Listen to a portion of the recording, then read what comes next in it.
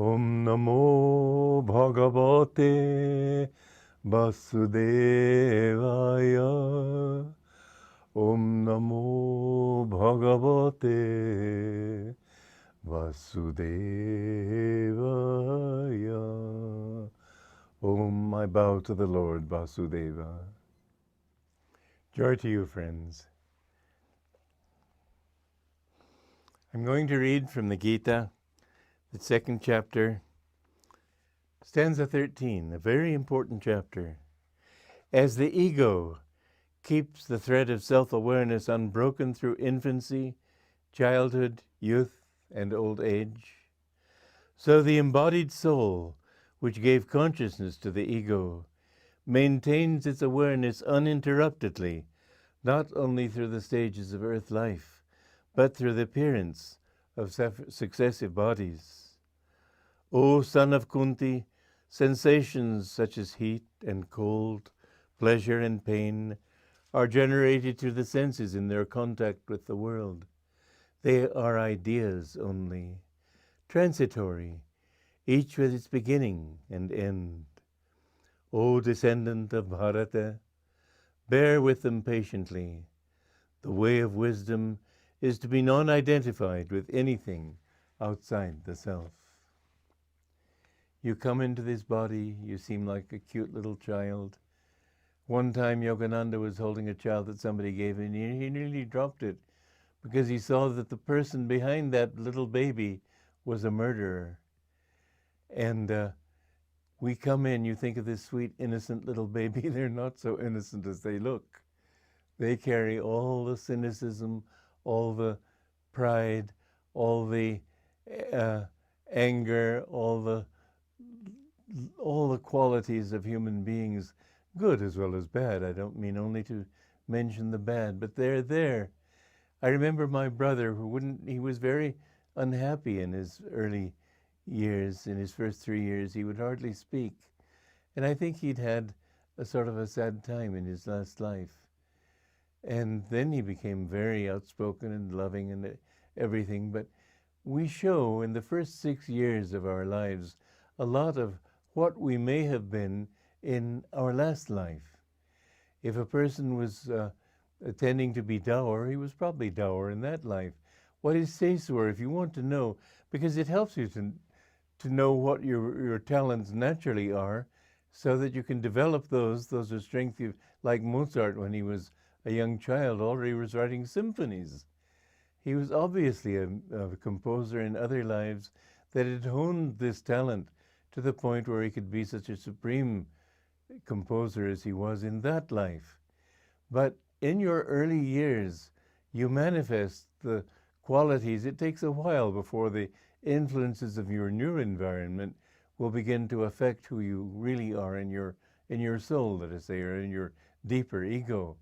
And so if you want to know what you should do in this life, and you're young and wanting to set out, think of what your tastes were. Think of what your inclinations were. My brother's tendency to overcome moodiness by bluster did not lead him to happiness. He became alcoholic. And, well, there are many things, and I don't want to talk about him or against him, because he was actually a very wonderful man, too. And I had great regard for him. But it was too bad that those qualities, he didn't fight against them.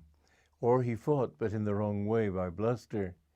When you feel those tendencies, then it is good to try to think, what should I do to overcome the tendency? How do you overcome moodiness, the blues? Well, one thing is just to realize that, my guru said that moodiness is the result of feeling, of having overindulged in sense pleasures in the past. And if you want to overcome them, then remember what I said, that there is this constant flux between right and left, pleasure, pain, plus, minus, etc., darkness and light, and so on. And what we need to do is get right in between these two. So whatever experiences we have in this world, if you're moody, it's because you've had perhaps overindulgence in sense pleasures in the past. Don't give in to the mood, because then it'll bring the swinging back toward those pleasures again, withdraw. Watch yourself. A very good technique in your life is to watch all your qualities and to say, is this something that will help me? Be introspective. Sort of stand aside as if watching your own self acting the role of being you. And you will gradually see that, no, that's not the way I want to go. I don't want to be moody. I don't want to overcome moodiness by its opposite, by bluster, because that too will bring me back to moodiness again. So let me just become even-minded. This is a very good practice in everything that happens to you.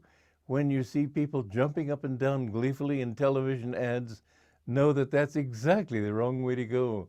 When you have something that's good, then look at it and see, is this what you want? I remember I watched a movie on television years ago of the Song of Bernadette. It's about a saint in France, Saint Bernadette. And it's a wonderful movie. I do recommend it to everybody. But at a certain point, the Virgin Mary is appearing there, shimmering on a rock at Massabielle. And all of a sudden, cut, Coca-Cola. What a ridiculous thing that the ads in television make us jump up and down. Learn to become calm. I remember, I don't watch television, but I was in a barber shop a few years ago where they were playing the television, and every 2 seconds that scene changed. People's minds are so restless. Learn to stand back a little bit. Watch the scene. Don't get too engrossed in it. Don't get caught up by it.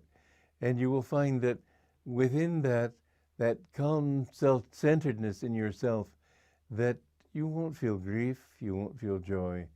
Will you then feel apathy? No, you will not. Because then you will begin to find that all your happiness is something inside. You are the source of any joy that you can ever feel. And when you refuse to get caught outwardly and become centered within, yes, boredom is one possibility, but that's because you're taking it in the wrong way. If you take it upward and don't just sort of let it scatter in between, if you may turn your energy upward, you will find that in that centeredness in yourself, there's a great deal of happiness, a great deal of bliss.